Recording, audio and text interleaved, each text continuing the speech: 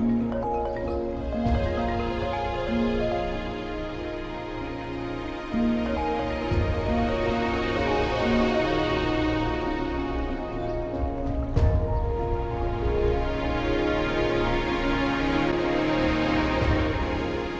आपसे बात नहीं करना चाहती।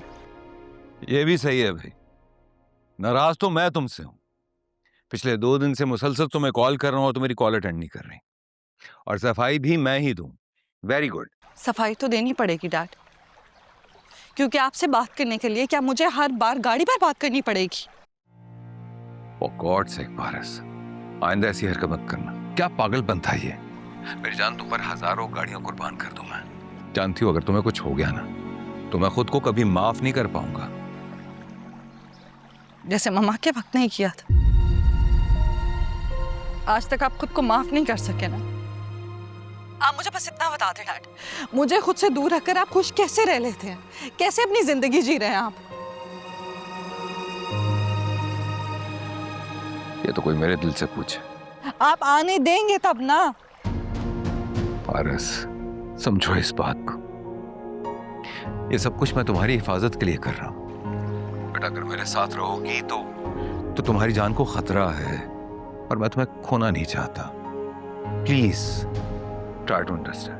मैं समझ गई हूँ डैड, बहुत अच्छे से समझ गई हूँ कि आप ना मुझसे मिलना चाहते हैं, ना मुझे देखना चाहते हैं। आप चाहते हैं कि मैं आपको बिल्कुल परेशान ना करूँ, आप अपनी जिंदगी गुजारते रहे मुझसे अपनी जान छुड़वा कर। समझ गई हूँ मैं। ऐसी बात नहीं है पारस। ऐसी ही बात है। आप मुझसे नहीं मिलना चाहते, मैं आपसे नहीं मिलूंगी। आप मुझे नहीं देखना चाहते, मैं आपको नहीं देखूंगी। मगर मैं अपनी मम्मा से जरूर मिलूंगी,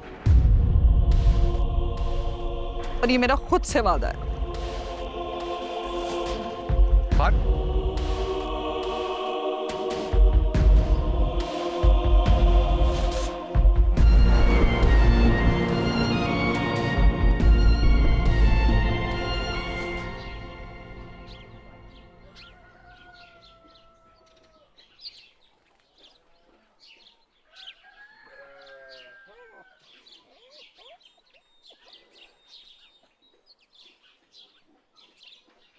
क्या देख रहे हैं जवार के अब्बू? देख नहीं रहा, खुद से सवाल कर रहा हूं। क्या मुझे अपनी जमीनें अजीज नहीं कि मैंने उनको देखे कभी कोशिश भी नहीं की वापस लेने की, पुलिस वाले होने के बावजूद?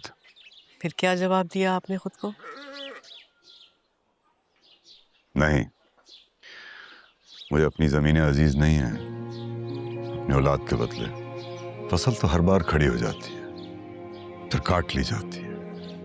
औलाद फसल नहीं सलीमा कि दोबारा बढ़ जाने की उम्मीद पर काटी नहीं जा सकती। जवार मेरा एक ही बेटा है, वो मुझसे नाराज रहे या नफरत करे पर सलामत रहे। देख रही हो सारी जमीन, ये 8 एकड़ से 4 एकड़ हो गई। मेरी सेहत पे कोई असर नहीं पड़ा, मैं जिंदा हूं। लेकिन अगर मेरे जवार को कुछ हो गया ना, मैं इधर से उठ के घर भी नहीं जा सकूंगा। मैं अंदर से बहुत डरा हुआ हूं सलीमा।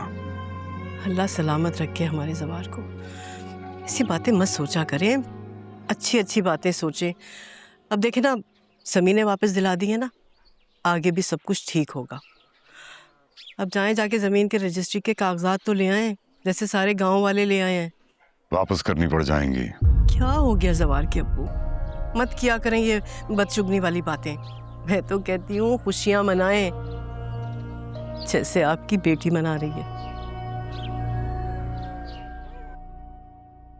शाहीन, आई थिंक बजाद भाई से तुम्हें आज बात कर लेनी चाहिए, पारस और आफ्ताब के लिए। हरगिज़ नहीं, चुपचाप बैठे रहिए। दुरुस्त वक्त होगा तो मौका देख के मैं खुद बात कर लूंगी। अरे मेरे हिसाब से तो ये बहुत अच्छा मौका है, इसीलिए तो कह रहा हूं। और आफ्ताब भी तो यही चाहता है। आप अपनी हिसाब किताब अपने पास रखिए। मेरा बेटा क्या चाहता है क्या नहीं चाहता अच्छे से जानती हूं मैं। ये क्या कब सोचता है मैं समझ जाती हूं। आप देख नहीं रहे भाईजान को सिक्योरिटी इश्यूज हैं, इन हालात में वो अपनी बेटी की शादी चुपचाते कर देंगे क्या?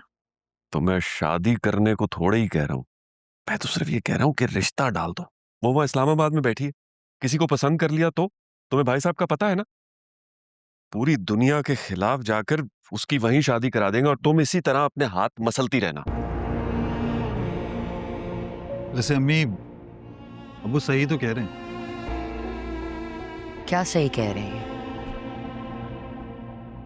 पारस मेरे काबू में, वो ऐसा कभी नहीं कर सकती। इस वक्त जो जरूरी काम है वो करें। अच्छा ठीक है, फिर वो हॉक्स पे वाला जो प्रपोजल है उसकी बात कर लेना भाई साहब से। नदीम, पता है मुझे कि इस वक्त किससे क्या बात करनी है। आज से पहले भी मैं आपके सारे काम खुद करवाती आई हूँ ना भाईजान से। अस्सलाम वालेकुम जान।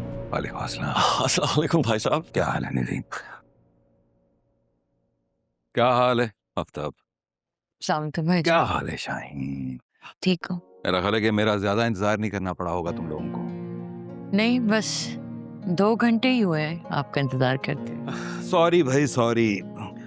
अरे हाँ नदीम, सच मुझे याद आया, वो तुम्हारा हॉक्सवे वाला मसला, मैंने आलमजेब से बात की थी, हो जाएगा काम तुम्हारा। थैंक यू भाई साहब। क्या बात है भाईजान, कुछ परेशान लग रहे हैं आप? नहीं कुछ नहीं, बस ऐसे ही। आप पे पहले ही इतनी जिम्मेदारियां हैं, ऊपर से आप नदीम के काम भी करवा रहे हैं।